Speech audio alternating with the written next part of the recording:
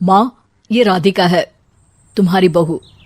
राधिका गांव में हॉस्पिटल में नर्स का काम करती है। बस हम दोनों में दोस्ती हो गई और हमने शादी कर ली। राधिका, माँ के पैर छू। अरे चल हट नालायक। अरे मैंने क्या क्या सपने देखे थे कि तेरी शादी किसी अमीर घर में करूंगी और दहेज में लाखों रुपए लूंगी, और तू गांव की इस मामूली लड़की को मेरी बहू बनाकर ले आया। लेकिन बेटे की जिद के आगे सुनीता देवी मजबूर हो जाती है। राधिका सुनीता देवी को फूटी आंख भी नहीं भाती थी। तुम चिंता मत करो भाग्यवान, हम दोनों मिलकर अपनी बहू को इतना सताएंगे कि वो हमसे तंग आकर ये घर छोड़कर चली जाएगी। फिर हम अपने बेटे की शादी किसी बड़े सेठ की बेटी से कर देंगे, ठीक है? अगले दिन सुनीता देवी अपने बेटे का कमरा साफ कर रही होती है। तभी बहू के सामान में उसे एक बड़ी बड़ी मूंछों वाले आदमी की तस्वीर दिखाई देती है और उसके कंधे पर एक बड़ी सी बंदूक टंगी होती है। तस्वीर के नीचे लिखा होता है डाकू मंगल सिंह। ये किसकी तस्वीर है बहू? ये मेरे पिताजी की तस्वीर है। बस फिर क्या था। ये सुनते ही सुनीता देवी के हाथ पैर कांपने लगते हैं। वो भागती हुई सीधा अपने पति के कमरे में जाती है। अरे गजब हो गया जी, गजब। अरे क्या हो गया भाग्यवान? हमारी बहू एक मशहूर डाकू मंगल सिंह की बेटी है। हे भगवान, अब क्या होगा? क्या कहा? डाकू मंगल सिंह? अरे मर गए रे। सुना है वो तो बड़ा ही खतरनाक डाकू है, मारता ज्यादा है गिनता कम है। लोग पुलिस वाले भी उसके नाम से कांपते हैं। अरे सुना है वो तो हर हफ्ते 2-4 लोगों का ऊपर का टिकट कटवा ही देता है। हे भगवान, अब हम क्या करेंगे? ये हमारे नालायक बेटे ने कैसी मुसीबत हमारे गले बांध दी।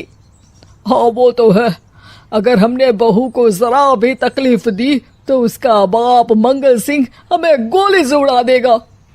अब जो मैं कहता हूँ उसे ध्यान से सुनो। तुम बहू से बिल्कुल घर के काम मत करवाना, और ध्यान रहे उसे किसी प्रकार की तकलीफ नहीं होनी चाहिए, समझ गई ना? और ऐसा ही होता है। अगले दिन सुनीता देवी रसोई में खाना बना रही होती है कि तभी, ये क्या माँ जी, मेरे रहते आप खाना बना रही हैं? चलिए हटिए, मैं खाना बना देती हूँ। अरे नहीं नहीं बहू, तू यहाँ क्यों आ गई?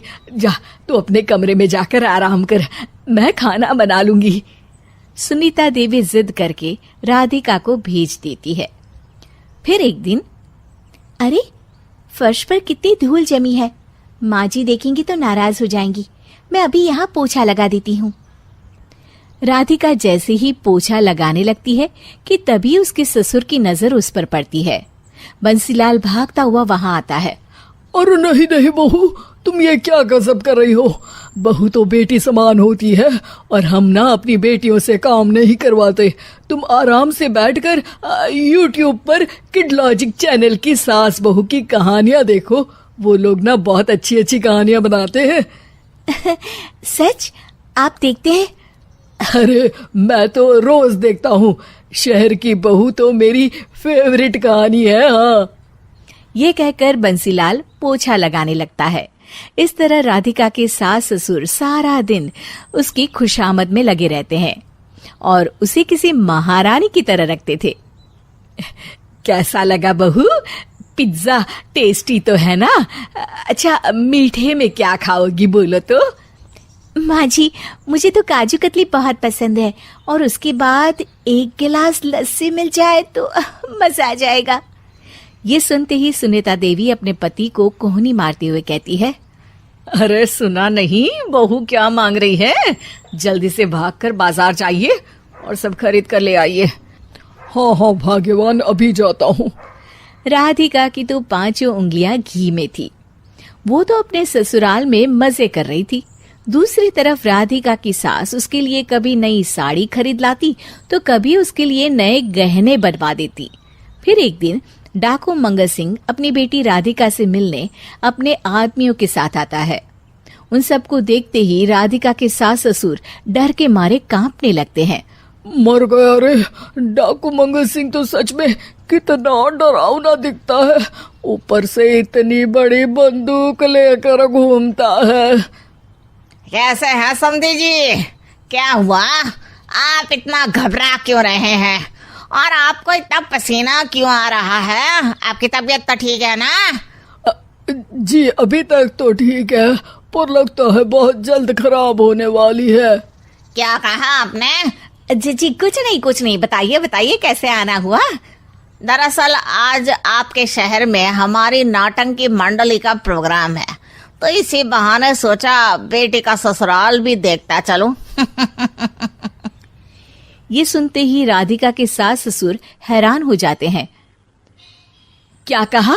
आप नौटंकी में काम करते हैं? हाँ माँ जी, पिताजी डाकू की एक्टिंग बहुत अच्छी करते हैं, उन्हें तो कई अवार्ड भी मिल चुके हैं। और ये बंदूक, ये तो असली लगती है। तभी राधिका के पिताजी अपनी नकली मूंछ निकालते हुए कहते हैं, इस मूंछ की तरह यह बंदूक भी नकली है। ये तो छर्रे वाली बंदूक है, इससे तो मैंने आज तक चिड़िया भी नहीं मारी। और खोदा पहाड़ निकला चूहा।